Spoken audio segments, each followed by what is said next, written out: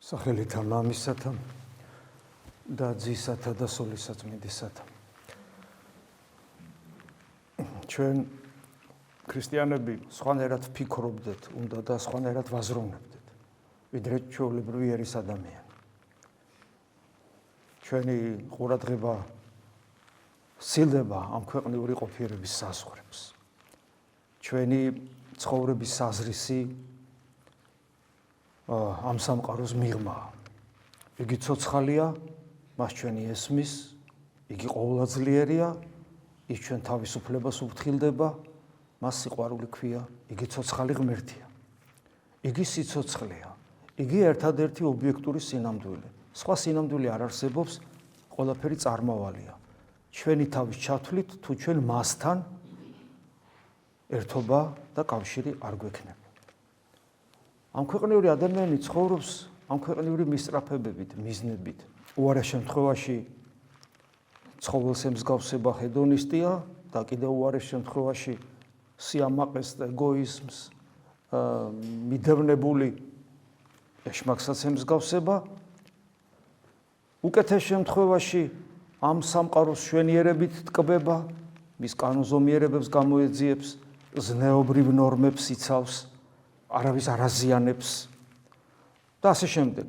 მაგრამ მთლიანობაში ყველაფერი, ის ცუდის და ეს კარგიც ამ სამყაროში რჩება, როგორც ცუდი, ისე კარგი. და პერსპექტივა ამ ქვეყნიურში, რაც კი არსებობს ამ სოფელში, არც ამ ქვეყნიურ ბოროტებას, არც ამ ქვეყნიურ კარგს, მხოლოდ ამ ქვეყნიური თვალსაზრისით პერსპექტივა არ გააჩნია. ხოლო ქრისტიანი ასე არ ფიქრობს. ქრისტიანი სხვანაირად ფიქრობს. კიდევ ვიმეორებ, ქრისტიანის მთელი ყურადღება სამყაროს მიღმიერი ყოფიერებისადმი, ოღონდ ერთი დაშვებით. სამყაროს მიღმიერი ყოფიერება აქ არის შემოსული, ის ჩვენთან შემოსულია. შემოსულია არა მხოლოდ იმით, რომ იგი თავისი ენერგიებით გამსჭვალავს მთელ სამყაროს, ღმერთი გამსჭვალავს თავისი ენერგიებით, ანუ მადლით მთელ სამყაროს და ჩვენ ვართ ერთადერთი ხილულ სამყაროში ის არსებანი, რომელიც ამ ღვთაებრივ ენერგიებს არა უბრალოდ ფიზიოლოგიურად ცხოველს მყოფელს, არამედ როგორც გონიერი და თავისუფალი არსებისათვის აუცილებელ და მაცოცხლებელ ენერგიას ასე განვიცდი და ასე აღვიქვავთ. როგორც ღვთის ხატი და ღვთის მსგავსი არსებები. იგი გამსჭვალავს მთელ სამყაროს, მაგრამ მარტო ასე კი არ არის ჩვენთან. იგი ადამიანად მოვიდა ჩვენთან და ჩვენნაირი ცხოვრებით იცხოვრა. ეკლესია დაარსა, როგორც თავის სხეულის გაგრძელება და ჩვენ მისი ნაწილები ხდებით. ეხლა ეს ჩვენ ყველაფერი ძალიან კარგად ვიცით, აბარანელი ქრისტიანები ვართ, რაც ეხლა მე ვთქვი, რაღაც ქრისტიანული დოქტრინის სამხედროების მოკლე დახასიათება, თქვა თუ რას წარმოადგენს ის, მაგრამ მიუხედავად იმისა, რომ ჩვენ ყველაფერი ძალიან კარგად ვიცით და გაცილებით მეტიც ვიცით, თუ ჩვენ გონიერება ყოფნის და ვკითხულობთ, ვფიქრობთ, ვეძიებთ. მიუხედავად ამისა, ყოფით სინამდვილეში, რეალობაში ჩვენ რომ დავაკვირდეთ საკუთარ თავს, საკუთარი გულის მონიტორინგი, რომ ჩავატაროთ, აღმოვაჩენთ, რომ მიუხედავად ყველაფრისა, ჩვენი მთელი არსება გამსჭვალული ამ ქვეყნიური ინტერესებით, უფრო მეტად და ის, რაც გვართმევს და გვაკარგინებს ამ ქვეყნიურ სიამოვნებებს და სიკეთეებს, ის, რაც გვართმევს და გვაკარგინებს, ჩვენის არ მოგწონს. ამიტომ ჩვენ განსასწრებელი არ გვიყვარს, თუმცა სულ კითხულობთ რატომღაც იმას, რომ წმინდა მამები ამბობდნენ, რომ განსასწრებელი ცუდი არ არის. განსასწრებელი ღვთის დაშვებით ხდება, რომ ჩვენ კიდევ უფრო ახლოს მივიდეთ ღმერთთან. ჩვენ ეს ვიცით და ბევრი წაგვიკითხავს, მაგრამ მიუხედავად ამისა, როცა საქმეზე დგება და განსასწრებელი მოდის, ჩვენ ეს არც არ გვინდა და არ გვსიამოვნებს. კითხვა ჩდება, რატომ? იმიტომ რომ რაც მე სიცოცხლეთ,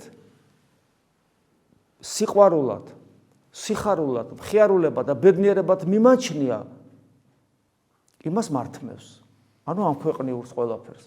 და რა არის ყველაზე დიდი განსასწრელი ამ ქვეყნიური? ყველაზე საშნელი, რომელიც საბოლოო ჯამში ყველაფერს წამართმევს, რა თქმა უნდა, ჩემი ხორციელი სიკვდილი, ანუ გარდაცვალება. აი ქრისტიანი, აი ამ საკითხებში არის ზუსტად სხვანაირად. სხვანაირად რომ არა მარტო ფიქრობს, არამედ ყოფიერებს, არამედ ცხოვრობს, სხვანაირად უყურებს. ქრისტიანი გამარჯვებულია აი ამ განსასწრელებზე, ამ განსასწრელებიდან გამომდინარე ტკივილებზე. ქრისტიანი გამარჯვებულია სიკვდილზეც, მას აღარ აშინებს სიკვდილი, აღარც ავადმყოფობა, აღარც უსამართლობა. რატომ? იმიტომ რომ ის ჭვრეთს სამყაროს მიღმიერ ყოფიერებას, რომელიც უკვე აქ არის. უკვე აქ არის. აი ეს ძალიან მნიშვნელოვანია რომ გახსოვდეს. ჩვენ თუ არ განვიცდით ღმერთს, ჩვენ ძალიან სავალალო ადამიანები ვართ. ჩვენ თუ არ გვაქვს გამოცდილება მარადიული სიცოცხლის საკუთარ თავში, ჩვენ ძალიან საწყალი ადამიანები ვართ. ჩვენ მარტო სოფხედელობრივად ვართ ქრისტიანები და ვითომ ქრისტიანები. ჩვენ უნდა მთელი ჩვენი არსებით, ყოველი უჯრედით, ძვლებითაც კი განვიცდით, რომ ღმერთი ჩვენშია და ჩვენ ღმერთში ვართ. და აი, როდესაც ეს, რასაც ახლა ვამბობ, არის ის, რაც ჩვენ უნდა გქონდეს და თუ ჩვენ აქეთკენ მივისწრაფით, ეს თუ გაცნობიერებული გვაქვს, თუ გვაქვს აქეთკენ მივისწრაფით, მაშინ ის მაინც მოხდება პირველ რიგში, რომ ჩვენთვის წმინდა წერილი ნელ-ნელა გასაგები გახდება, რაზეა საუბარი. გესმით? რაზეა საუბარი? აი დღესაც მეორე კორინთელთა მიმართ ეპისტოლე პავლე მოციქულის. აი როგორ საუბრობს პავლე მოციქული. ღმერთმან რომელმან თქვა ბნელისაგან ნათელი გამობწყინვებად. ეს სიტყვები თქვენთვის ახალი არ არის, თქვენ ეს იცით. ეს სიტყვები, რომელიც მახსენებს თუ ბიბლია ვიცი, თუ ბიბლიას ვკითხულობ, ძველ აღთქმას თუ ვკითხულობ, ვიზია საუბარი, სამყაროს რო ქმნის, პავლე მოციქული იქ მახედებს. გაიხსენე, მოსემ ხო აღწერა წინასწარმეტყველურად, წარსულის წინასწარმეტყველებით, ღმერთის გამოცხადებით, როგორ შეიქმნა სამყარო. და ღმერთი, რომელიც სამყაროს ქმნის და მერე იწყებს სამყაროს მოწესრიგებას, როცა სამყაროში ისმის მისტიკურად, რა თქმა უნდა, სიტყვა ღმერთის ღაღადისი, ანუ ძე ღმერთის, განუკაცებელი ძე ღმერთის ღაღადისი, იქმენ ნათელი და იქმნა ნათელი, გესმით? აი სწორედ მასია საუბარი და რომელმაც გაანათა მთელი სამყარო და იწყო მოწესრიგება მატერიალური სამყაროსი, სწორედ აი ეს ღმერთი არის, ვინც რას აკეთებს? გამოაბწყინვა გულთა შინა ჩვენთან. ჩვენში ნათელი გამოარწყინა. ოღონ არა ის ნათელი, რომელიც სამყაროს ფიზიკური ნათელია, არამედ ის ნათელი, რომელიც გამსჭვალავს თელ სამყაროს, ანუ საღვთო ენერგიები ჩვენს გულში. სწორედ გულის მიერად და თუ გულის მიერად ხდება ეს ჩვენში, მხოლოდ ამ შემთხვევაში ვართ მორწმუნენი და მე აგზელებს ამ განსაცვიფრებელ სიტყვებს განსანათლებლად მეცნიერებისა, დიდებისა ღვთისა, ანუ ღმერთის დიდების ცოდნის მიმღები, ცოდნის გამცდელი, ცოდნის მომნიჭებელი ნათელით ვართ გამსჭვალული. ანუ ღვთის დიდება რა ვინ არის ღმერთი, როგორია ღმერთი, მის დიდების შესახებ ცოდნა გვენიჭება ამ ნათლით, განსანათლებლად მეცნიერებისა, ანუ ცოდნისა, დიდებისა ღვთისა და როგორ წინაშე პირსა იესო ქრისტესა, ქრისტეს მიერ ხდება ეს. აი უფალი იმიტომ ამბობს, რომ ვინც მე შემიყვარებს, მას მამაც შეიყვარებს და მე ამბობს ასევე, რომ მამას მევედრები და სულიწმინდა ღმერთიც მოვა და ჩვენ სამივე მკვიდრდებით ამ ადამიანის გულში, ამ ადამიანის არსებაში. ანუ მამა, ძე და სულიწმინდა გალაქტიკების შემოქმედი, სამყაროს შემოქმედი დიადი, ყოვლადწმინდა სამება მკვიდრდება ჩვენში. ამიტომ ქრისტეს მიერ, ქრისტეთი ხდება ეს ყველაფერი. და ქრისტეთი ხდება არა მარტო თეორიულად, არამედ პრაქტიკულად ცხოვრების წესით, ანუ ეკლესიით. ეკლესიის გარეშე არაფერი არ მოხდება. არაფერი არ მოხდება ეკლესიის გარეშე, იმიტომ ეკლესია სწორედ ქრისტეს სხეულია, რომლის ნაწილი ჩვენა ვართ. მერე პავლე მოციქული ამას რო ამბობს, გვახსენებს, ეს სათხდება, კიდევ ერთხელ კარგია ჩვენთვის ამის გახსენება. სათხდება, რომ თავში არ აგვიბარდეს. აი რა, ვინ ყოფილ ვარ თურმე მე. ხოლო გვაქვს ეს საფასე, ანუ ეს საუნჯე, ეს განძი, ეს ძვირფასი, ყველა ღმერთი, ხო, საფასე, საუნჯე, განძი, რაზეა საუბარი? თავად ყოფიერებაზე, თავად ერთადერთ ობიექტურ სინამდვილეზე, ხო, ცოცხალ ღმერთზე. და ეს საფასე სადა გვაქვს? გვაქვს ჩვენ ეს საფასე კეცის ჭურებით. თიხა ხარო, კეცი, თიხა. კეცის ჭური, თიხის ჭურჭელი. გახსენებს, შენ მიწა ხარ, თეოდორე, მიწა ხარ. ანუ მე თუ შენში დამკვიდრდები, შენ გაქვს შესაძლებლობა, რომ ეს მიწა გარდაისახოს, გარდაიქმნას, განიღვრთოს და ჩემთან ერთად მარადისობაში იყო, დაჯდე მარჯვენით ჩემსა, ქრისტე მეუნება, როგორც მე მარჯვენით მამისა ვზივარ. და თუ არა, მიწადვე მიიქცევა, გესმით? და სამუდამოდ ჩარჩები სულითაც და ხორცითაც ამ სამყაროში. და ამიტომ გახსოვდეს, რომ ეს შენ კეცის ჭურებით გაქვს. რატომ ახსენებს და ეს პავლე მოციქულის ეს საოცარი სიტყვები. რათა გარდარეული იგი ძლიერებისაი, გარდარეული, ანუ ეს სიდიადე, ეს ძლიერება, მაგრამ უბრალო ძლიერება კი არა, გარდარეული ძლიერება. ხო გესმით რა, რაღაცა სიტყვები ვეღარ იტევს, პავლე მოციქული ვეღარ აღმოთქვავს სიდიადე როგორ წარმოაჩინოს, ამიტომ ამბობს არა ძლიერებას, არამედ გარდარეული ძლიერება. გარდარეული, გადარეული კი არ არის. ეს არის აღმატებულზე უფრო აღმატებული და კიდევ უფრო აღმატებული, გარდამატებული ყოველგვარ ძლიერებაზე, რასაც შეიძლება ადამიანმა წარმოიდგინოს, იმაზე მრავალ გარდამეტებული ძლიერება, ეს ყველაფერი, რომელიც შენშია, იმიტომ რომ ჭურჭელი ხარ და შენში ღმერთი ცხოვრობს. ეგ როგორ არის? და რომ გახსოვდეს ეს თიხის ჭურჭელი რო ხარო, ეს რაც ხდება შენში, ღმერთისგან იყოს და არა შენგან. ეხლა წარმოიდგინეთ, ჯერ ერთი თუ ადამიანი ამას ვერაფერს ვერ განიცდის, ხო საცოდავია, რა ხდება ეს, რა გარდარეული ძლიერება, რა ხდება ხა ჩემში ისეთი, რომ წამს ღმერთი, ეს ხო საშინელებაა თუ ადამიანი ესე ფიქრობს, ხო? და თუ თან არც იცის ეს, რისკე უნდა ვისწრაფოდეთ, არც იცის და დამერწმუნეთ, რომ აი უამრავი ადამიანი მოდის. მრავალი ადამიანისათვის 10 წლეული ეკლესიური ცხოვრების მერეც კი აი ეს დაფარულია. შეიძლება წაკითხული აქვს ერთხელ ან ორჯერაც კიდევაც, მაგრამ ეს აი რაღაც აი რა ვიცი, აი აბსოლუტურად აი თვალი აქ ვერ ხედავს, ყური აქ არ ესმის. აბსოლუტურად დაფარულია. საერთოდ ეს თემა არ არსებობს, დახურულია, არ ფიქრობს. არის ის, რომ ეს არის ქრისტიანობა, გესმით, ეს არის ქრისტიანობა.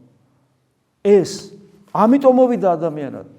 ჩემთან ხანდახან გავუცებ, მე ჩემ კითხვების დავუსვავთ, ეხლა განსაკითხავად კი არ ვამბობ, მაგრამ ეს კითხვა დავუსვავთ, როგორ კაცო ძველი აღთქმის დიდი მამამთავრები აბრაამი და მოსე და ესეთი ხალხი და ხა ჩვენ, ხო და ჩვენ ახლა მათ იმ დროინდელ მდგომარეობასა, დღეს აბრაამი და მოსეს და ყველანი ჩვენზე წინ არიან, იმიტომ რომ უფალმა ამოიყვანა ჯოჯოხეთიდან ისინი, მაგრამ მაშინდელი აბრაამი, რომელიც თავის შვილსაც კი წირავს ღმერთისათვის, ისე უყვარს ღმერთი და ვამბობთ, რომ შენ იმაზე მეტი ხარ დღეს, შენ დღევანდელი მდგომარეობით პოტენციაში, იმაზე მეტი ხარ რაც იყო ის მაშინ, არა ახლა, მაშინ რაც იყო და ადამიანებს ეს არ ესმით, როგორ, რანაირად? მოსე რომელიც ანათებს, იმაზე მეტი ვარ ახლა მე მაშინ რომ მოსე იყო. დიახ, ოღონ პოტენციაში. გესმით? პოტენციაში შენ განუვითარებელი ხარ, ეგ შენი პრობლემაა, თორე აი ეს უნდა იყოს. გარდარეული ძლიერება ღვთისა შენში უნდა იყოს, როგორც გრიგო ხანძთელში იყო, როგორც მის მოწაფეებში იყო. გესმით? აი ეს უნდა ხდებოდეს ჩვენში. ეს არის ქრისტიანობა. და ადამიანებს ეს არ გვესმის. ერთია კიდე რა თქმა უნდა, ამის თეორიული გაგება შეუძლებელია. მაგრამ ნდობა მაინც ხომ უნდა გქონდეს, ხომ უნდა ვენდობოდე წმინდა წერილს, ხომ უნდა მიმართულებით ფიქრობდე, ვზრუნავდე. დამერწმუნეთ, თუ ადამიანი სიმდაბლით ღვთისმცნებების განკაცებული ღმერთისადმი ერთგულებით ცხოვრობს და იცის საითკენ წავიდეს გაცნობიერებულად. დამერწმუნეთ, რომ მასში ეს პროცესები დაიწყება, აუცილებლად დაიწყება და ამას რო წაიკითხავს, რომ დაფიქრდება, მიხვდება, რომ კი ეს ასია. საიდან ვიცი? მე ცოტათი განმაცდებინა ღმერთმა. ადამიანი იტყვის. ასია ეს, სინამდვილეა ეს. მაგრამ ამისათვის რომ ეს ჩვენში დაიწყოს, ჩვენ უნდა უერთგულოთ განკაცებულ ღმერთს. ჩვენ არ ვეძებთ კომფორტს სულიერ ცხოვრებაში. გვაქვს უფლისაგან კომფორტი. რომ სუნთქავთ კომფორტია, გული რო ცემს კომფორტია. სანამ ჯამთელობა გვაქვს, ჯერ კიდევ ესეც კომფორტია, საჭმელი გვაქვს, სასმელი გვაქვს, სახურავი თუ გვაქვს, ეს ყველაფერი კომფორტია. გარკვეული ნიჭიერებები, რომელიც რეალიზდება, კომფორტია, მაგრამ ეს თავარი არ არის. ღმერთი ამ კუთხით არა მარტო ადამიანებზე, ურწმუნოებზე, ჩიტებზეც ზრუნავს, ლომის ბოკვერებზეც ზრუნავს, ყველაზე ზრუნავს და შენზეც იზრუნებს. ეხლა რა დიდი ამბავია. ეგ არ არის პრობლემა. მაგრამ მეორე მხრივ, ჩვენ უნდა გვახსოვდეს, რომ როცა ჩვენ ქრისტიანი ვხდებით, იმიტომ კი არ ვხდებით, რომ ეს კომფორტი, რაც ყველა ადამიანს აქვს, რაც ცხოველებს აქვს, მეც მაქვს. და ქრისტიანი ვხდები არა იმიტომ, რომ ამ კომფორტმა მოიმატოს, არამედ ქრისტიანი ვხდები იმიტომ, რომ ამ კომფორტმა უნდა დაიკლოს. დაიკლოს, არა ღვთის ზრუნვა იკლებს ჩემზე. არა, პირიქით ღვთის ზრუნვა შეიძლება კი არა მოიმატებს უფალი ჩვენზე, თავის შვილებზე, ქრისტიანებზე განსაკუთრებულად ლოცულობს, როგორც ის სამღვდელმთავრო ლოცვაში კითხულობთ ივანეს სახარებაში. არა. არამედ კომფორტი დაიკლებს, იმიტომ რომ ჩემი ნებით ვიწრო და იკლიან გზაზე ვდგები.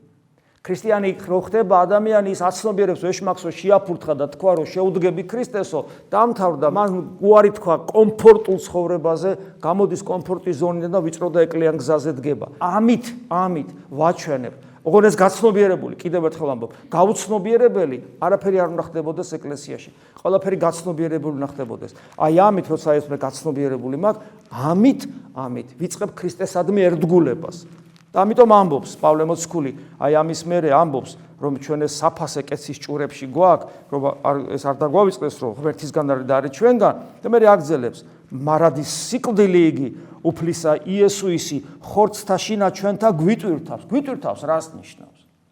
როგორ უნდა იტვირთო ქრისტეს ტანჯვა შენ ახლა? როგორ და პავლე მოციქული ამაზე საუბრობს, რომ ჩემი ხორცის ტანჯვით შევმატებ, ჩემი ხორცის ტკივილებით შევმატებ იმ დიდ საქმეს, რასაც ეკლესიის აღშენებლობა გვია, პერიფრაზირებას ვაკეთებ პავლე მოციქულის სიტყვებისა, ჩემი სიტყვებით თან ვთვლობ რომ გავმარტო, რას ამბობს პავლე მოციქული. ანუ ჩვენი ღვაწლით უნდა გავაგრძელოთ ქრისტეს საქმე. გესმის? ეს ადვილი არ არის, იმიტომ რომ ამას ოფლისული გვეჯახება, ეშმაკი გვეჯახება, საკუთარი ბუნებას გვეჯახება. ამიტომ თითოეული ქრისტიანი აგრძელებს რა ქრისტეს საქმეს. ანუ ეკლესიის აღშენებლობისათვის, ტაძრის კი არა, ეკლესიის აღშენებლობისათვის იღწვის ასეთმა ადამიანმა შეიძლება თქვას, რომ მას უფლის სიკვდილი თავის ხორცსა შინათვის და უტვირთავს. გესმის? საქმით ვლინდება ეს. რატო? ანუ უფლის სიკვდილი და ტანჯვა თავის თავში უტვირთავს, იმიტომ რომ ეკლესიის აღშენებლობისათვის იღწვის და ამიტომ ამის მერე ცხოვრებაცა იგი იესოისა ხორცთა ამაშინა ჩვენთან გამოცხადდეს. ქრისტეს სიცოცხლეს გამოცხადება ჩვენში და აი ძლიერება რო ინერგება ჩვენში, საღვთო ძლიერება და ჩვენ რო ღვთის ტაძარი ხდებით, მხოლოდ მერია შესაძლებელი. ხედავთ, ერთგულება უფლისა, ერთგულება არა სიტყვიერი, არამედ მისი საქმის გაგრძელებაში, ესე იგი თანაზიარობა სხვა წმინდანებთან ერთად და მხოლოდ ამის შემტა, ესე იგი კომფორტის ზონიდან გამოსვლა შესაბამისად, ვიწრო და ეკლიან გზაზე და გოლგოთაზე სვლა შესაბამისად, საკუთარი ნებით ეკლესია სხვანაირად არ შენდება და ამის მერე ქრისტეს სიცოცხლე ინერგება ჩვენში და ჩვენ ვხვდებით ღვთის ტაძარი. რამე თუ მარადის ჩვენ ცხოველნი, ანუ ცოცხალნი, პავლე მოციქული კვლავ აგზელებს, მარადის ჩვენ ცოცხალნი კი არა, მარადის ცოცხალნი, ანუ ფიზიკურ სიცოცხლეზე კი არ საუბრობს. მარადილ სიცოცხლეს, ანუ როცა ამბობს, მარადის ჩვენ ცოცხალნი, ანუ მარადიული სიცოცხლის მატარებელნი ჩვენ. სიკვდილსა მივეცემით იესოსთვის, ხორციელად ამ ქვეყნიური თვალსაზრისით ქრისტესათვის თავსაც ვწირავ, სიკვდილს მივეცემით იესოსთვის, რათა ცხოვრება იცა იგი იესოისი, რათა მისი სიცოცხლეც, ანუ მარადიული სიცოცხლე, ღვთაებრივი მოკვდაოთა ამაჩინა ხორცთა ჩვენთა გამოცხადდეს. აი ამ კეცის ჭურებში ჩაინერგოს და გამოასხივოს, გამოანათოს მარადილმა სიცოცხლემ, რომელსაც ქვია იესო ქრისტე. ამას ნიშნავს, იყავით ნათელი ამას ოფლისა და ისე ბრწყინავდეს ეს თქვენი ნათელი, რომ მე ყველა ხედავდეს და ყველა ღვთის დიდებას და ღმერთს ეძებდნენ საერთოდ და ღვთის დიდების სრული უჩნდებოდეს. აი როცა ადამიანი ესე ცხოვრებას იწყებს, რა თქმა უნდა ბერი ბრძოლა აქვს ასეთ დროს ადამიანს, მაგრამ ამ ბრძოლამ არ უნდა გატეხოს, არ უნდა შეაშინოს. ამიტომ პავლე მოციქული აგზელებს ამისთვის არა გვეწყინებს, ანუ ამიტომაც არ ვიტეხ გულს არც ვცხრებით, ანუ არ ღვაწლს თავს არ ვანებებ, არამედ დაღა თუ გარეშე ესე კაცი ჩვენი განიხსნების, არამედ შინაგანი განახლების დღითი დღე. განიხსნების რას ნიშნავს? 1000 განსაცდელი, 1000 ავადმყოფობა, წლები, ასაკი, სიბერე, გესმის, გარდაცვალებას მიახლოვება, ანუ ვილევით ნელ-ნელა, ხო? მაგრამ მე რა პავლე მოციქული ამბობს, არ ვიწეხთ გულს, არც დავცხრებით ღვაწლით, თავსაც გავწირავთ. მართალია ეს ჩვენი გარეგანი კაცი ესე იმაშობა, იხსნება, მაგრამ შინაგანი რომელიც ქრისტესია, რომელიც ქრისტეს ქმნილებაა, ახალი, აი ეს განახლების დღითი დღე, აქაც დინამიკა, პავლეს უყვარს ეს ხაზგასმა. დინამიკა, დღეს ხო ხარ, ხვალეს ხვა უნდა იყო, ზეგს ხვა, მაზეგს ხვა, ყოველ დღე, არათუ დღე, ერთი წამი არ აქვს დასაკარგავი. რამე თუ საწუთროი ესე მცირე ჭირი, ანუ ამ ქვეყნიური მცირე ჭირი, რომელიც გვაქვს, ადამიანს შეიძლება გაახსენდეს, ხო, მაგრამ რო ძნელია, რო გამიჭირდა, საწუთრო ესე მცირე ჭირი, ნახე, ჩვენი ეს ჩვენ მცირე ჭირი, ჩვენი გარდამეტებულსა და გარდარეულსა, დიდსა, დიდებასა, საუკუნესა შეიქმნის ჩვენთვის. აუ, რა სიტყვებია. წარმოიდგინეთ. აი პატარა გიჭირს, ხო, ნუ გეშინია პავლე მოციქული გეუბნება, გარდამეტებული, გარდარეული, ანუ ყოველგვარ გონება რო ვერ მიწდება, გონების მიღმიერი დიდებაზეა საუბარი. ამ გარდამეტებულსა და გარდარეულსა, დიდებასა კი არა, დიდებასა კიდე ამატებს საუკუნესა შეიქმნის, ანუ სიცოცხლეს, ჩვენს ყოფიერებას, დაუსრულებას შეიქმს ჩვენთვის. სადაც ისეთ სიხარულია, როგორც იგივე პავლე მოციქული ამბობს, რომ არც თვალს უნახავს, არც წყურს მენია, არც გულს არ შეხებია. რამე თუ ჩვენ არ ვხედავთ ხილულს ამას, რაც თავიდან გითხარით დასაწყისში, რომ ჩვენ არა ვართ აი ესე ცხოველებით დაბლა არ ვიყურებით, ჩვენი ყურადღება სამყაროს მიღმიერია, ტრანსცენდენტულია, იქით არის, იქეთ. ამას ნიშნავს ეს სიტყვები, ჩვენ არ ვხედავთ, ანუ არ უყურებთ ამ ხილულს, აქ როგორ არის. არამედ უხილავს მას, უხილავს. უხილავი რა გაგებით არის უხილავი? უხილავი კი არ არის თავისთავად. ფიზიკური თვალისათვის უხილავია. იმიტომ რომ მე დღეს მხოლოდ ფიზიკური თვალით ვიყურები. რამე თუ ხილული ესე, რასაც ვხედავ, საწუთოას, ანუ დროებითი წარმავალი, წუთი, წამისყოფა, ხოლო არახილული საუკუნო, ანუ მარადიული. და აი, როცა ამას მახსენებს, მე კიდევ ერთხელ შემოგხედავს პავლე მოციქული და ვართ რა ხორციელად მოკვდავნი, ასეთ რამეს გვეუბნება. რამე თუ ვუწყით ჩვენ, ვიცით, ვითარამედ უკეთუ ქვეყანისა ესე სახლი, საყოფელი ჩვენი, სხეულზეა საუბარი, ამ ქვეყნიურ ცხოვრებაში, დაირღვეს და დაირღვევა აუცილებლად, გაიხსნება მიწაში, მისგან აღარაფერი აღარ დარჩება. აღშენებული ღვთისა მიერ გვაქვს ჩვენს სახლი, ხელთუქმნელი, საუკუნო, ცათაშინა, გამზადებული გვაქვს, ჩვენ უკვე გამზადებული გვაქვს. რა სახლია ესა? ეს არის ღმერთთან მყოფობა და ის სხეული, რომელსაც აღადგენს უფალი, როცა ის დაბრუნდება, გესმით? ჩვენი განახლებული ბუნება. ეს ყველაფერი მზად არის ღვთის მეხსიერებაში, ღმერთში, როგორც უჟამოთ არსებულ ყოფიერებაში. მზად არის, უბრალოდ დროში ჯერ არ დამდგარ, ჩვენ დროში გაწელილ ყოფიერებაში ვართ, ღმერთთან ეს ყველაფერი უკვე გამზადებულია. უკვე გამზადებულია შენთვის, ჩემთვის, თითოეული ჩვენგანისთვის, ამიტომ ვართ უკვე გამარჯვებულები ვართ, უკვე დიდებაში ვართ, უკვე ბედნიერებაში ვართ, უბრალოდ დროშია გაწელილი, დროში და მოვითმინოთ ცოტა კიდევ. და რამე თუ ამაშინა ვკვნესით და საყოფელი იგი ჩვენი ზეცით გამო შემოსად ქსურის. რატო უკვნესით? იმიტომ რომ გვენატრება უფალი. აი ეს არის ის გლოვარება, რომელიც ნუგეშინის ცემით სრულდება. როცა ვიცი რომ მე მელოდება მარადიული სიცოცხლე, ეს არის ღმერთთან ყოფობა, მე ღმერთთან ყოფობას აქვე რომ ვცდილობ და ისი არ გამოდის, როგორც მე მინდა და როგორც ჩვენ გვასწავლის წმინდა წერილი, ეს მე გლოვარებაში მომყოფებს. ამიტომ უკვნესი და მსურს, რომ ზეცით გამო რაც არის ის შევიმოსო. ამით ცხოვრობ ადამიანი დღესაც განვიცდი ღმერთს და მარადილს ველოდები კიდევ უფრო მედიდებაში შესვლას და აი ამ მოლოდინით წინა გემოსხილვით გაბედნიერებული უკვე და მარადისობით წინასწარ დამტყბარი შეიძლება ცხოვრობს ადამიანი თუ ის ქრისტიანია. ასეთ ადამიანს ვერაფერი ვერ გატეხს, ასეთ ადამიანს ვერაფერი დაამარცხებს. ასეთ ადამიანის სიხარული და თვითმხიარულებაც მოუკლებელია, სული მდუღარია, რწმენა განსაცვიფრებლად ცოცხალი, გესმით? და სიკეთე დაულევნელი, იმიტომ რომ მასში თავად ქრისტე ცხოვრობს. ამინ. მადლი უფლისა ჩვენისა იესო ქრისტეს და სიყვარული ღვთისა და მამის და ზიარება სულისა წმინდისა იყოს თქვენ ყოველთა თანა. ამინ.